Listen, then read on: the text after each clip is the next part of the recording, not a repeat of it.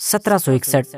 وہ سال کہ جب بھارت کا ایک انسان کہ جو ابھی تک ایک عام سا سپاہی ہوا کرتا تھا، اب اپنی قابلیت اور اپنی ہوشیاری کے بلبوتے پر بھارت کے اتہاس کی ایک امیر اور طاقتور ریاست کا حکمران بن گیا۔ آج کے ساؤتھ انڈیا کے علاقے میں موجود اس ریاست کا نام ہوا کرتا تھا کنگڈم آف میسور، جبکہ اس حکمران کا نام تھا حیدر علی۔ یا اگر ان کا پریچے کسی دوسری طریقے سے دیا جائے، بلکہ اور اچھی طرح سے دیا جائے، تو پھر کہنا پڑے گا کہ حیدر علی the father of Tipu Sultan. Mysore کی یہ ریاست آج کے دور کے میسور کی طرح کوئی ایک ضلع یا چھوٹا موٹا علاقہ نہیں، بلکہ واقعی ایک بڑی طاقتور اور امیر ریاست تھی کہ جو ساؤتھ انڈیا کے ایک بڑے پارٹ پر نیچے تک پھیلی ہوئی تھی۔ اس کے اوپر مراٹھوں کا راج تھا کہ جو اس وقت تک اچھے خاصے طاقتور ہو چکے تھے، جبکہ بغل میں ہی وہ نظام شاہی سلطنت بھی موجود تھی کہ جو کبھی مغلوں کے انڈر میں ہوا کرتی تھی، مگر مغلوں کے کمزور ہو جانے کے بعد یہ ان سے الگ تو ہو گئے تھے، لیکن حالات ایسے تھے کہ جس کا پلہ بھاری دیکھتے اس کی طرف ہو لیتے۔ کبھی مراٹھا امپائر کے پالے میں چلے جاتے تو کبھی ایسٹ انڈیا کمپنی کے ساتھ بھی سر ملانے لگ جاتے۔ دوسری طرف انگریز کے جو بہار اور بنگال جیسے نارتھ انڈیا کے کچھ اہم علاقوں پر قبضہ کر ہی چکے تھے، اب ان کی سیدھی نظر سینٹرل اور ساؤتھ انڈیا کے اہم علاقوں پر تھی۔ ظاہر سی بات ہے، سینٹرل انڈیا میں مراٹھا ایک بڑی طاقت تھے تو پیشواؤں پر ڈائریکٹ تو اٹیک نہیں کیا جا سکتا تھا۔ مدراس میں انگریز پہلے ہی اپنا قلعہ بنا چکے تھے، نظام شاہی بھی ان کے انفلوئنس میں آ چکی تھی، اور نظام شاہی کا انگریزوں کے اوپر کوئی بس نہیں چلتا تھا، تو اسی لیے اب اگر کوئی بچا تھا تو صرف اور صرف میسور کی ریاست تھی۔ اور خود حیدر علی کو بھی اس بات کا اچھی طرح سے احساس ہو چکا تھا کہ ایسٹ انڈیا کمپنی کی نظر اب میسور کی سلطنت پر ہے۔ وجہ یہ تھی کہ اس دور میں میسور کی گنتی بھارت کے سب سے ترقی یافتہ علاقوں میں کی جاتی تھی، کیونکہ یہاں پر چندن کی لکڑی کا بڑے لیول پر ویاپار ہوتا تھا، اور اس کے علاوہ اس ریاست کے پاس اپنی بندرگاہیں بھی تھیں، خاص طور سے ماہے نام کی وہ بندرگاہ، وہ پورٹ کہ جس کے ذریعے سے ودیشوں سے ویاپار ہوا کرتا تھا۔ یاد رہے کہ یہ وہ دور تھا کہ جب برٹشرز اور فرینچ آپس میں ایک دوسرے کے بڑے دشمن ہوا کرتے تھے، اور دنیا کے کسی بھی علاقے میں ایک دوسرے سے لڑنے کا یا پھر کسی بھی طریقے سے دشمنی نبھانے کا کوئی موقع نہیں چھوڑا کرتے تھے۔ بالکل ویسے ہی کہ جیسے آج کے دور میں امریکہ اور رشیا، یا پھر ابھی کچھ دشک پہلے تک امریکہ اور USSR کیا کرتے تھے۔ مطلب خود آپس میں جنگ ہوتی ہے تو ہوتی ہے، اگر آپس میں جنگ نہیں بھی ہو رہی ہے تو دنیا کے باقی علاقوں میں کسی کی بھی جنگ چل رہی ہو، دونوں پارٹیز میں سے ایک کے پیچھے امریکہ تو دوسرے کے پیچھے رشیا جا کر کھڑے ہو جاتے ہیں۔ تو بالکل ایسے ہی اس دور میں بھی برٹشرز اور فرینچ کے بیچ کالونی بنانے کا کمپٹیشن چل رہا تھا، مطلب کون دنیا کے زیادہ سے زیادہ علاقے کو کالونائز کر لے۔ اور اس وقت فرینچ لوگوں کو برٹشرز کے ہاتھوں نہ صرف کینیڈا کا ایک بڑا علاقہ کھونا پڑا تھا، بلکہ ان کو اس بات کا بھی احساس ہو گیا تھا کہ برٹشرز کی طاقت اب بڑی ہی تیزی کے ساتھ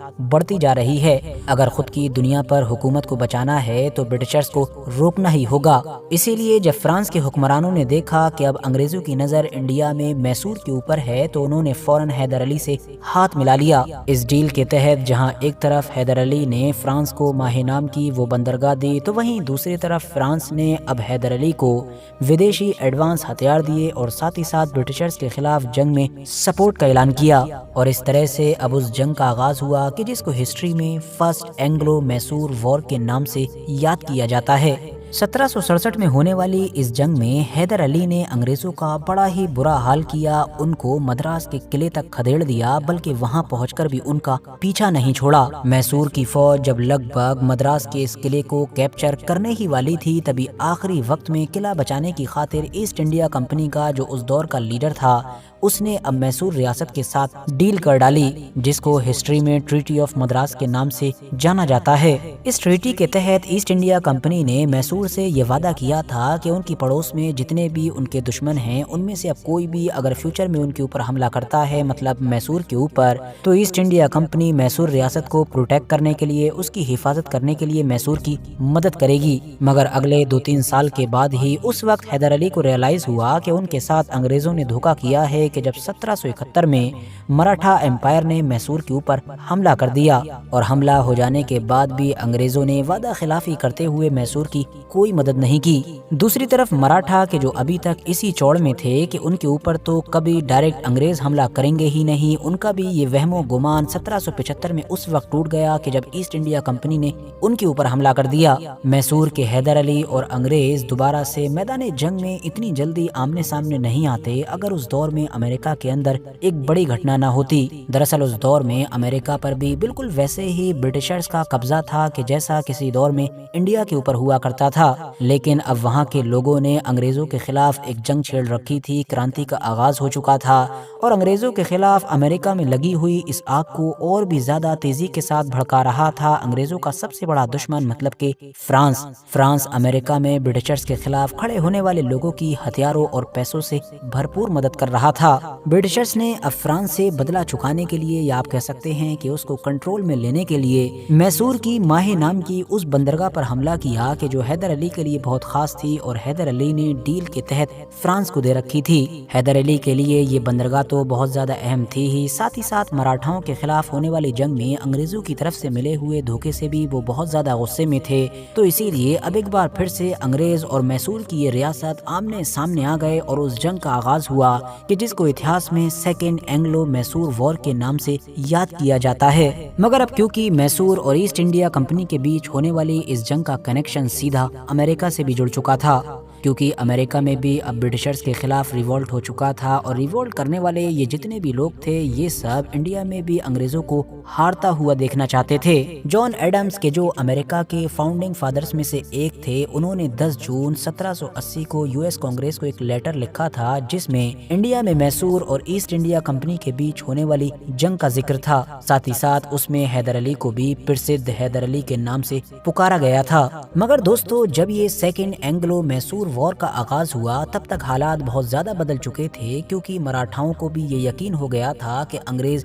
किसी के सगे नहीं हैं। इसीलिए उन्होंने भी अब सीधे तौर पर मैसूर को सपोर्ट करने का फैसला किया और निजाम शाही के जो हमेशा से ही पलरा भारी देखकर फैसला किया करती थी वो भी अब मैसूर की साइड में आकर खड़ी हो चुकी थी। अंग्रेजों का साथ देने के लिए सिर्फ कर्नाटक का एक नवाब था जिसका नाम वल्ला जा बताया जाता है। जैसे ही जंग का ऐलान हुआ तो हैदर अली ने मराठों और निजाम की फौज के साथ मिलकर कर्नाटक के आरकोट किले का घेराव कर लिया। वल्ला जा के इस किले की हिफाजत की खातिर और इस किले को बचाने के लिए अंग्रेजों की तरफ से अब मद्रास और गुंटूर से 2 अलग अलग टुकड़ियां रवाना की गईं। प्लान यही था कि ये दोनों टुकड़ियां एक जगह पर जाकर आपस में मिल जाएंगी और फिर मिलकर ही हैदर अली के ऊपर एक बड़ा और तगड़ा हमला कर देंगी। लेकिन ईस्ट इंडिया कंपनी का ये प्लान सिर्फ एक प्लान ही रह गया और अमल में नहीं आ सका, क्योंकि हैदर अली ने पहले ही गुंटूर से आने वाली टुकड़ी को रोकने के लिए और उसका मुकाबला करने के लिए अपने बेटे टीपू सुल्तान को रवाना कर दिया था। टीपू सुल्तान और उस टुकड़ी का आमना सामना हुआ और उसके बाद 1780 की वो जंग हुई कि जिसको बैटल ऑफ पोलिलूर के नाम से याद किया जाता है। यही वो जंग थी कि जिसमें टीपू सुल्तान ने पहली बार कामयाबी के साथ अंग्रेजों के खिलाफ रॉकेट का इस्तेमाल किया। इस जंग में अंग्रेजों को बहुत ज्यादा नुकसान उठाना पड़ा था। इवन इस टुकड़ी को लीड करने वाले जो जनरल बैली थे उनको सरेंडर करना पड़ा था, जबकि अंग्रेजों की वो दूसरी टुकड़ी के जो भी मदद के लिए ही आ रही थी और जिसको कर्नल मुनरो लीड कर रहे थे, उससे निपटने के लिए खुद हैदर अली गए। अंग्रेजों और मैसूर रियासत के बीच होने वाली इस जंग में भी हैदर अली को बड़ी फतह नसीब हुई। यहाँ तक सब कुछ ठीक ठाक चल रहा था और बिल्कुल ऐसा महसूस हो रहा था कि मानो साउथ इंडिया के इलाके से अंग्रेज पूरी तरीके से उखड़ जाएंगे। लेकिन तभी हैदर अली से एक बड़ी चूक हुई। हिस्टोरियंस के मुताबिक चूक ये हुई थी कि दोनों ही जगहों पर बड़ी शिकस्त देने के बाद अब अगर हैदर अली मद्रास के उस इलाके पर धावा बोल देते कि जहाँ पर हारे हुए अंग्रेजों ने पनाह ली थी, तो ना चाहते हुए भी अंग्रेज पूरे साउथ इंडिया से साफ हो जाते। लेकिन हैदर अली ने मद्रास पर आरकोट को प्रायोरिटी दी और आरकोट के इलाके की घेराबंदी को सख्त कर दिया। ईस्ट इंडिया कंपनी ने ये देखा तो उसने मालाबार के उस इलाके पर हमला कर दिया कि जो आरकोट से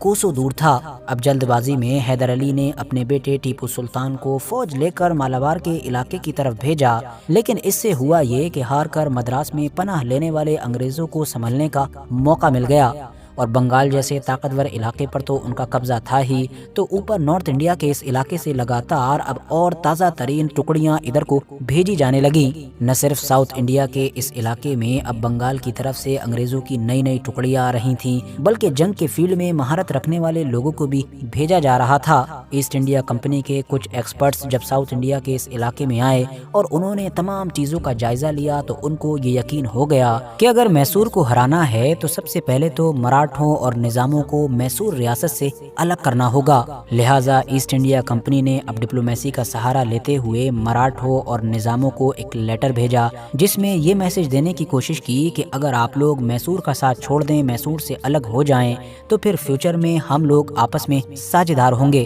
مطلب دوستی کر لیں گے اور جو کچھ بھی ہوگا وہ آپس میں صلح سے بانٹیں گے۔ لہٰذا انگریزوں کے ہاتھوں پہلے ہی دھوکہ کھا جانے والے مراٹھا اور نظام اس بار بھی ان کی اس بات پر راضی ہو گئے۔ مراٹھوں اور نظاموں کے اس ساتھ چھوڑ دینے کے بعد اب میسور کی فوج کافی کمزور پڑ چکی تھی، کیونکہ اس کے بعد لگاتار 3 جنگیں ہوئیں اور ان 3 جنگوں میں حیدر علی کو ہار کا سامنا کرنا پڑا۔ حالانکہ پھر سال 1782 میں طبیعت خراب ہو جانے کی وجہ سے حیدر علی کا انتقال بھی ہو گیا تھا، اور پھر ان کے بعد ان کے اسی بیٹے نے ان کی گدی کو سنبھالا کہ جس کو دنیا آج ٹیپو سلطان کے نام سے جانتی ہے۔ ٹیپو سلطان نے بھی ایسٹ انڈیا کمپنی کے خلاف اس جنگ کو جاری رکھا کہ جو ان کے فادر نے شروع کی تھی، اور یہ جنگ 1799 مطلب تب تک جاری رہی کہ جب تک ان کی آخری سانس چلتی رہی۔ باقی ٹیپو سلطان کی کہانی اپنے آپ میں ہی ایک الگ اہمیت رکھتی ہے، جس کو ظاہر ہے ہم آلریڈی ان کے اوپر بنائی گئی ایک کمپلیٹ ویڈیو میں کور کر چکے ہیں، جس کو آپ لوگ ڈسکرپشن یا پھر کامنٹس باکس میں دیے گئے لنک کے ذریعے سے